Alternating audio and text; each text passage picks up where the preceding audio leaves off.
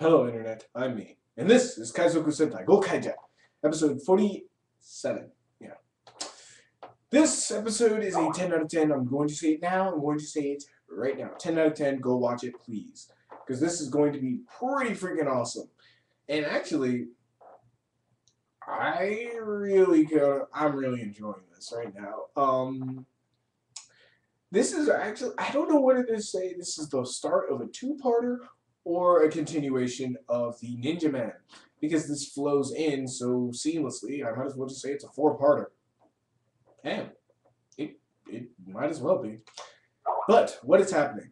Bosco is making his move. The Gokaiger are trying to figure out how to take down Bosco. So what did the Gokaiger do? Simply flip open their phones and call him, because Marvelous still has his number after all these betrayal years. Anywho, so Bosco has gone on to be a asshole and call. Actually, when Marvelous calls Bosco, he's been expecting him, and further being an asshole, opens up Sully and lets out two giant robots on the Gokai Galleon, attacking them, and pretty much the Gokaiger kick their asses anyway. Even though they have a little bit of trouble at first, but then just wipe the floor with them, so it's okay. But at the end of this giant robotic battle, debuting almost all of the ultimate powers they've gathered, Sully gets a gun to the face by Bosco himself and gets shot due to the fact that she is out of robots, and pretty much Bosco says, "You are worth nothing to me," shooting her in the face and leaving her to die. The Gokaiger, in a just random shock, go up to Sully to check if she's okay, and she's going to die, actually. She's heavily wounded. And against all better judgment, Captain Marvelous actually decides to bring her on board to the Gokai Galleon. This is probably the stupidest thing he can do, and actually, they know it. They know it. Hold on, I'm going to tell you the rest, but they know it. And this is actually a very smartly written episode. And that's what I love about this episode. And I'll get on to more of that as we go along. So, Captain Marvelous brings Sully on board, and of course the three I don't know how to, of course, Guy, Princess Aime, and Doc are nursing Sully back to health, while Joe, Aime, and Marvelous are just sitting around. Of course, Marvelous is having a flashback to Sully, looking at Sully's bandages, brings back memories of Captain Marvelous and Bosco back when they were friends, and back when he was actually a cook. I didn't know Bosco could cook. Now I kind of want him to cook a meal for me, just to see what'll happen. Will he actually cook me a nice burrito, or actually try to kill me? Anyway, of course, Bosco, it goes through the flashback to Bosco betraying him, and yada yada yada. Of course, Captain Marvelous needs some air after this heavy flashback. It goes up to the crow's nest, everybody's favorite hangout spot, and to think over what has just happened. Joe goes up there with him to actually confront him about why he would bring Sally onto the Gokai Galleon. She is obviously bait for a trap. And Captain Marvelous agrees. He actually, says, probably this is most likely a trap, and we are probably going to get screwed by it. And Joe asks, well, then why did you bring her along? And he goes, just kind of did. And honestly, it's probably because of the connection he felt with her being betrayed by Bosco. Like he was betrayed by Bosco. So, hey, it doesn't matter to him. He just it's kind of like he wants to help her out because he's been through the same situation, and this is probably what Bosco's playing off of. And of course, Joe, is like, yeah, well, you know what? Hey, don't make her part. And of course, Captain Marvelous is reassuring him she is not part of the crew. Though Joe is like, yeah, sure, whatever. We all know what happens. They're not part of the crew, and then, they're part of the crew. And through this time, I'm kind of thinking, yeah, why not? Cool. We've been getting hints that Sally and Bosco are not actually a team of common interest, but more of a team of coincidence.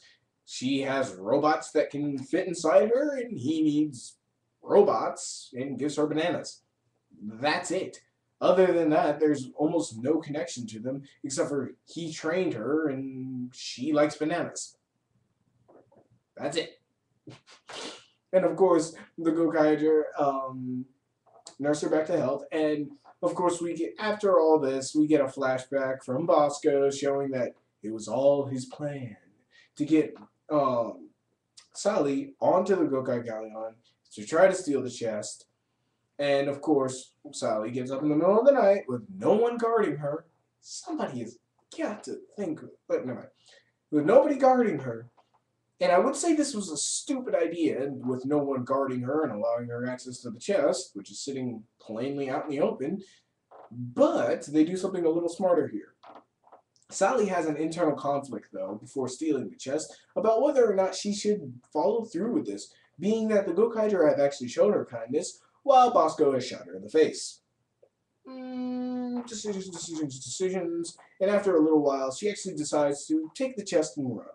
And as she runs over to Bosco, giving back the chest, the Gokaigers show up, telling her that they knew this was a plan by Bosco all along. Therefore, the chest is a fake and is completely empty, which is actually pretty clever. You get your enemy in a trap, and they thought they had everything running smoothly and going their way. Nice.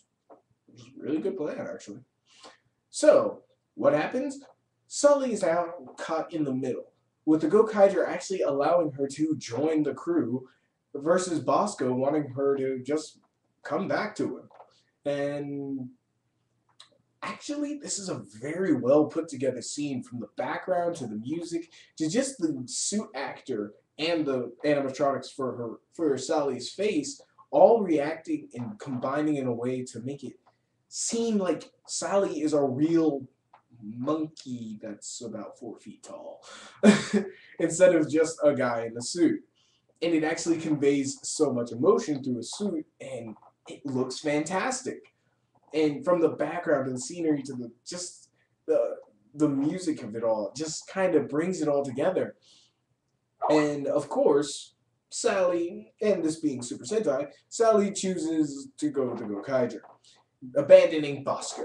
And Bosco pretty much just laughs it off, saying that, thank you for pretty much going, you activated my trap card. And turns out there was a necklace on Sally, and that was a bomb, and blows Sally up, who is standing next to Captain Marvelous. Good job, Sally. Good job. And as Captain Marvelous is laying unconscious on the ground, and this is about the time a commercial break is about to come on, Captain Marvelous is laying on the ground unconscious, and Sally is on the ground too, in multiple pieces, like spread out everywhere.